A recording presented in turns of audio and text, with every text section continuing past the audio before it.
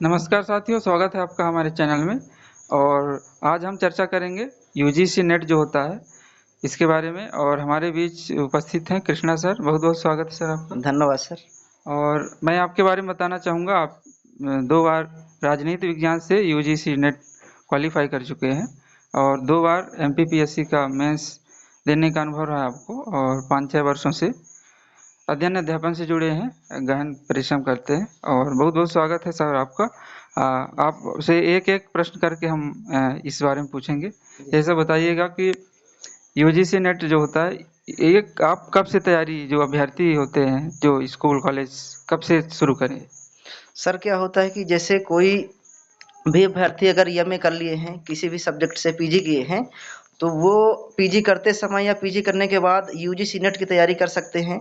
और UGC net क्या होता है कि ये एक नेशनल लेवल का एग्जाम होता है। इसको क्वालिफाई करने के बाद आपको आप असिस्टेंट प्रोफेसर बनने के योग्य हो जाते हैं। यदि आपका नेट निकलता है तो आप असिस्टेंट प्रोफेसर बन सकते हैं, या आप जीआरएफ निकलता है तो पीएचडी में अगर इनरोल होते हैं तो आपको अच्छा खासा स्कॉलरशिप मिलती है। और जो अभ्यर्थी मान लीजिए तैयारी करना चाहते हैं, जी सर। तो उनके मान लीजिए वो तैयारी करते हैं तो उनको कितना समय देना पड़ेगा, कितना समय लगता है इसमें? ये सर क्या है कि अपने अपने कैपेसिटी के ऊपर डिपेंड करता है कि जैसे कोई विद्यार्थी कितना पढ़ता है, कैसे पढ़ रहा है, किस तरीके से पढ़ रहा है। तो सारे क्वेश्चन का जवाब मैं दूंगा आपको आज।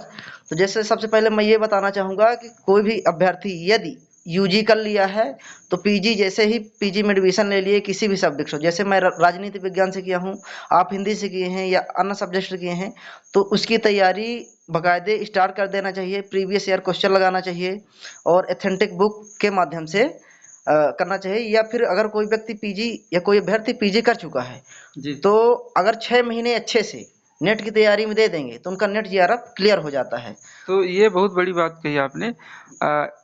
देखिए, यहाँ पे सर ने ये कहा कि 6 महीने मिनिमम, 6 महीने से एक एक वर्ष के बीच अगर डेडिकेशन तैयारी कर देते हैं तो आपका नेट आराम से निकल जाएगा। तो यहाँ पे आपको लिए गोल्डन चांस आ जाता है। और मान लीजिए कुछ लोग ऐसे भी होते हैं जो शिक्षा के क्षेत्र में अपने करियर को बनाना चाहते हैं, जी एजुकेशन जी के, तो शिक्षक, स्कूल शिक्षक में उनका क्या वैकल्पिक माध्यम क्या हो सकता है, वैकल्पिक रास्ता क्या हो सकता है? सर, यूजीसी नेट क्लियर करने के बाद या जीआरएफ क्लियर करने के बाद सर आपको कई सारे रास्ते खुल जाते हैं, कई सारे गोल्डन अपॉर्चुनिटी आपके पास आ जाती है। आपके कई सारे द्वार खुल जाते हैं कि जैसे आपने अगर यूजीसी नेट की तैयारी अच्छे से कर लिया तो जो उसी सब्जेक्ट से वर्ग एक का पेपर दे रहे हैं तो उनका अच्छा परफॉर्मेंस रहता है, क्योंकि नॉलेज का लेवल बढ़ जाता है। दूसरी चीज, आप नेट निकालने के बाद असिस्टेंट प्रोफेसर बन सकते हैं। जैसे पहले पीएचडी करने के बाद बनते थे, अब तो नेट निकालने के बाद बन सकते हैं पीजी के बाद। तीसरी चीज है, इसमें अगर जीआरएफ निकलता है आपका तो इसमें आपको स्कॉलरशिप अच्छी खासी मिलती है, 2 साल जीआरएफ की, 3 साल एसआरएफ की मिलती है। चौथी चीज इसमें यह है कि आप किसी भी स्टेट से अगर असिस्टेंट प्रोफेसर की वैकेंसी आती है उसमें डाल सकते हैं। अतिथि विज्ञान, जन भागीदारी, ऐसे आपको वर्तमान रोजगार के लिए कई सारी वैकेंसी आती रहती हैं, तो हाँ, डायरेक्ट तो हो जैसा जाता है। आपने कहा कि कॉलेज वगैरह में अपॉर्चुनिटी रहती हाँ, है, पढ़ाने के लिए जो अतिथि अतिथि। विद्वान पढ़ाने के लिए वैकेंसी निकलती है, जन जी। भागीदारी में निकलती है, तो उसमें आप इनरोल हो सकते हैं। एक आपको पार्ट टाइम जॉब मिल सकता है।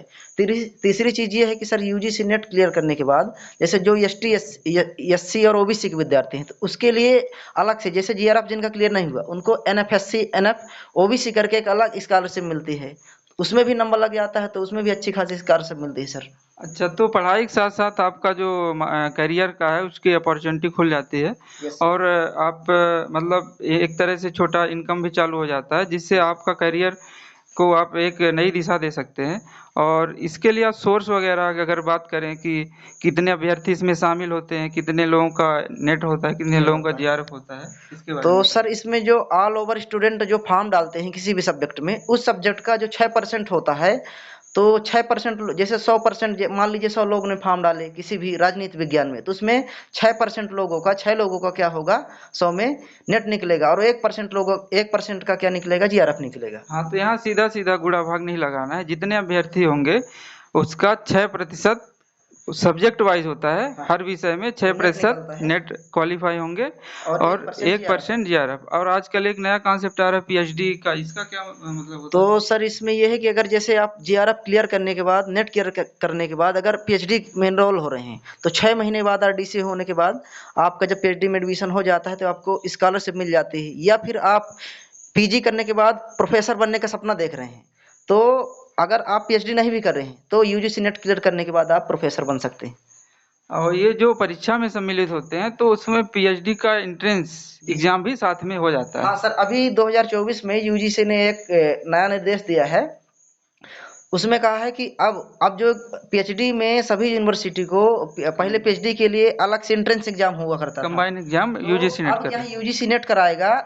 अब आपको 3 कैटेगरीज में रहेगी, एक नेट की रहेगी, एक जेआरएफ की रहेगी, एक नेट की रहेगी, तीसरी पीएचडी की रहेगी। अगर आपको पीएचडी में भी एडमिशन लेना है तो यूजीसी नेट की तैयारी करना पड़ेगा। इसीलिए आपको एकेडमिक फील्ड में अपना बेहतर करियर बनाना है मित्रों, तो सबसे पहले आपको कोई भी तैयारी कर रहे हैं तो नेट की तैयारी शुरू कर दीजिए, जिस सब्जेक्ट में पीजी है आपका। अब इसके सोर्स की बात करें, कौन सी बुक प्रेफर करें, कहाँ से मार्गदर्शन प्राप्त करें, जो अभ्यर्थी तैयारी के लिए थोड़ा अग्रसर हो रहे हैं, उनका आपको क्या संदेश है? सर मेरा यही संदेश है उनको कि जैसे इसमें 2 पेपर होते हैं, एक फर्स्ट पेपर होता है यूजीसी नेट में, तो कॉमन होता है। पहली बात तो एक आर्ट और कॉमर्स वाले सब्जेक्ट के लिए यूजीसी नेट होता है, और साइंस और मैथ वालों के लिए सीएसआईआर नेट होता है। तो दोनों में जो अलग अलग होते हैं, तो 2 पेपर होते हैं। तो पहला पेपर जो होता है सर, तो कॉमन होता है सबका, सबके लिए, तो 50 नंबर का होता है। दूसरा पेपर मेन पेपर होता है सब्जेक्टली, तो वो 100 नंबर का होता है। तो आपको मेन सब्जेक्ट पेपर में ज़्यादा फोकस करना पड़ेगा, उसमें कम से कम 65 प्लस लाना पड़ेगा, और फर्स्ट पेपर में 30 प्लस के आसपास।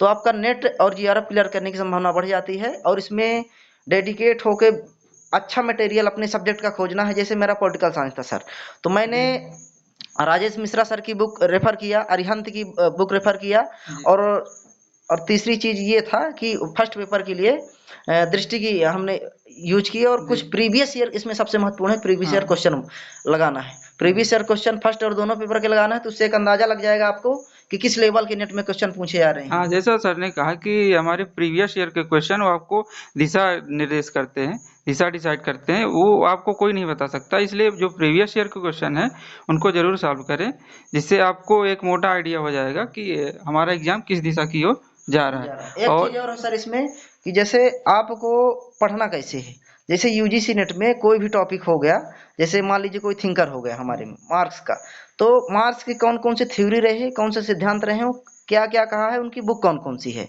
वो चीज़ों को आपको नोट्स बना लेना है, बार बार रिवाइज करना है।